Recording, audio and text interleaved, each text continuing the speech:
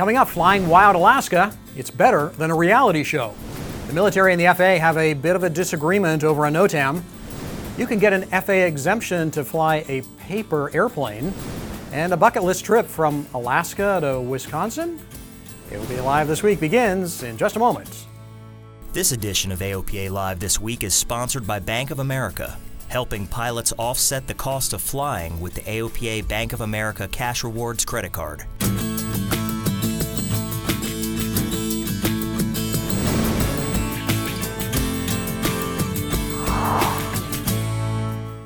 Barnstorming Alaska. Hello everyone, welcome to AOPA Live This Week. I'm Tom Haynes. Melissa is off this week.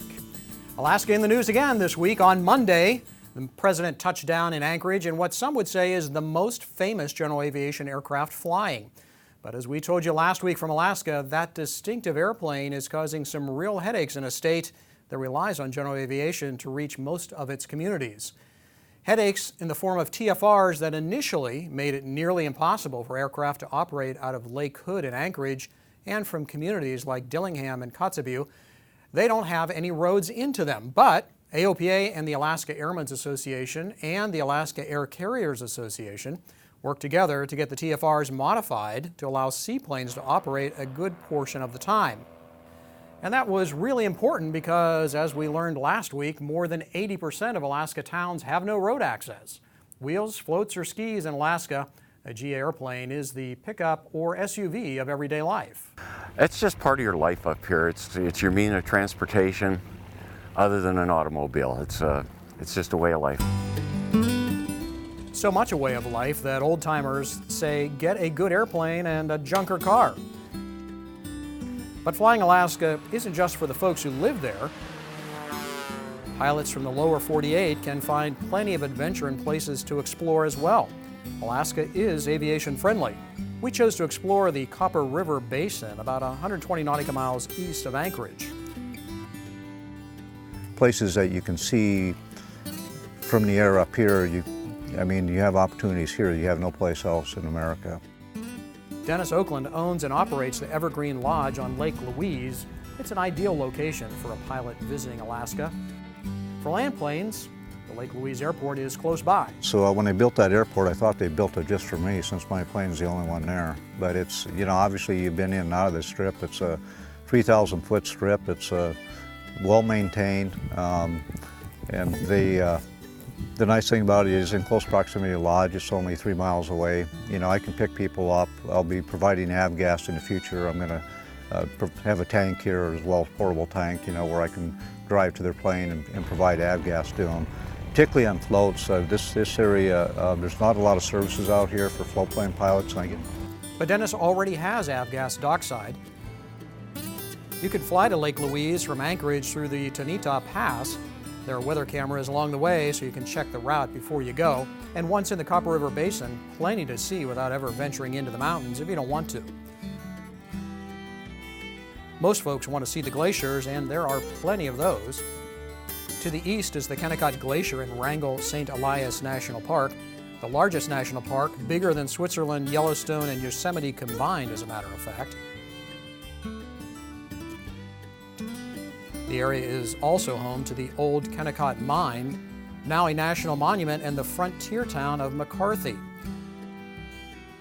It's a difficult drive to McCarthy, but an easy flight, as we found out. At the other side of the basin, Taslina Glacier and Lake. This 25-mile-long glacier is the largest northward flowing glacier in the Chugach Mountain. I think they can expect to see sights that they're not going to see anyplace else. From the mountains, the glaciers, ocean, the lakes, we've got a variety of everything here.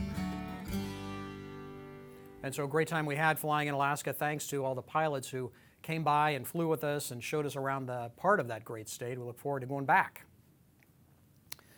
Alaska floatplane operators will be getting a new choice soon, though.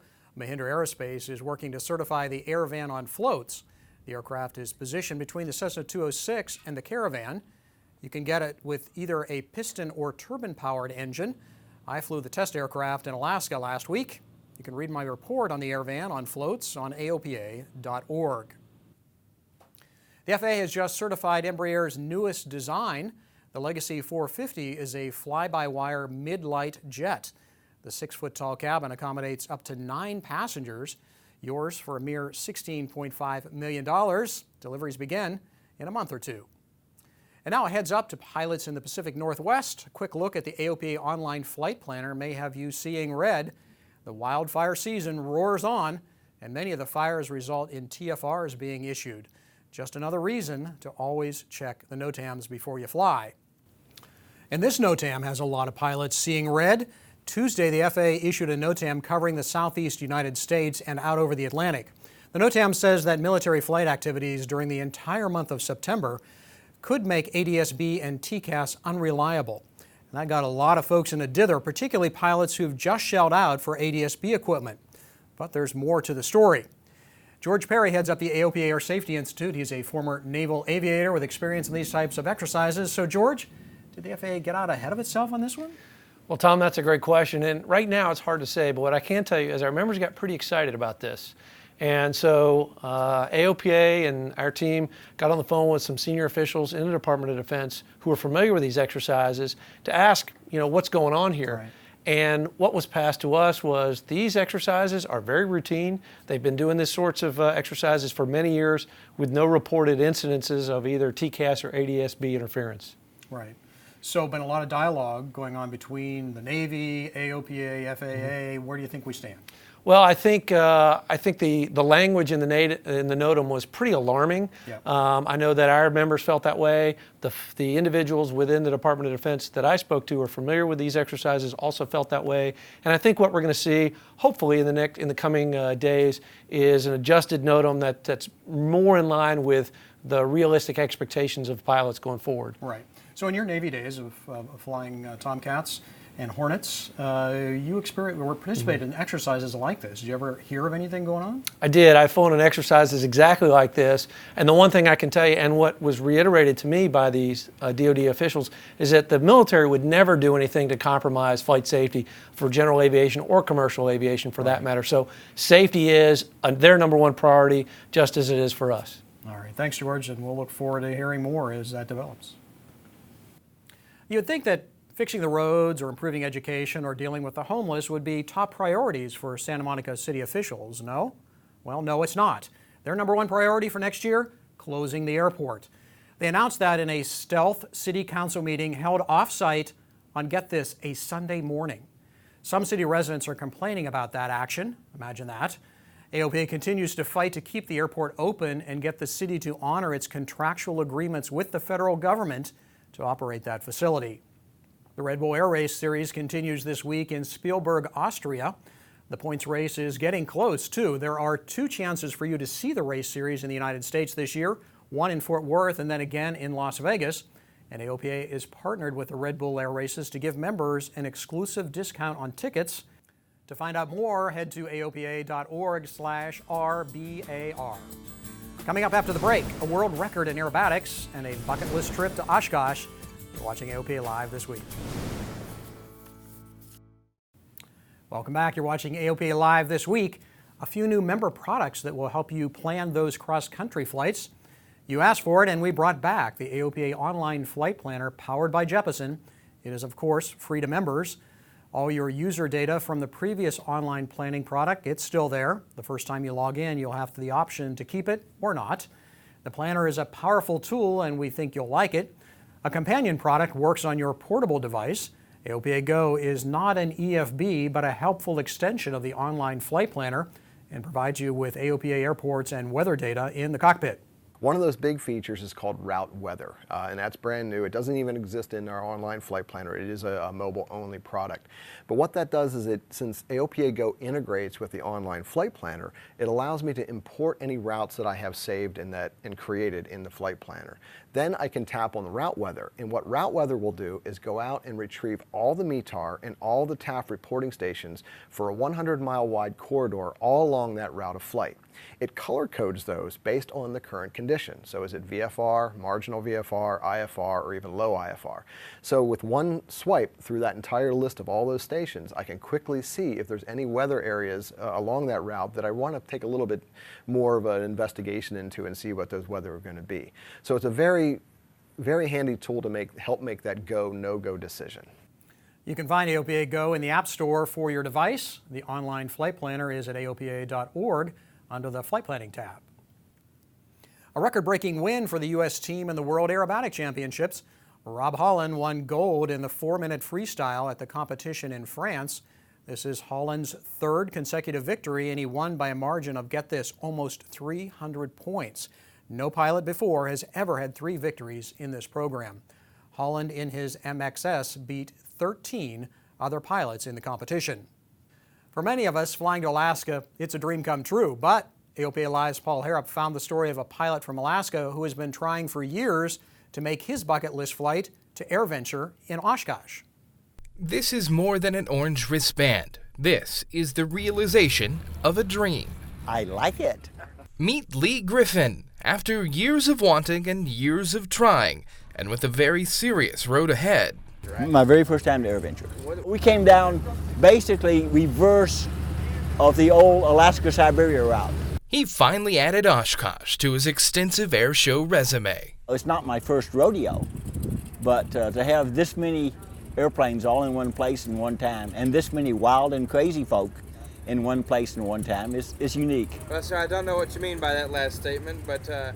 Well, you got to be wild and crazy on an airplane. Especially a T-28. He bought it from the state of Alaska. They used them for lead-in airplanes for the Borate bombers, wildfire fighters. After about 6 or 7 years, the state decided they couldn't afford to operate them. That should have been a good hint. I'm not very bright. But Lee has never been one to back down from a challenge. In 2000, he was diagnosed with cancer, and he beat it into remission. After years of restoring the Trojan, he was taxiing to take off for Oshkosh last year when a mechanical issue grounded him again. You can probably tell by my accent that I was born and raised in the South. Give up is not in my dictionary. And that spirit is serving him well in his next challenge.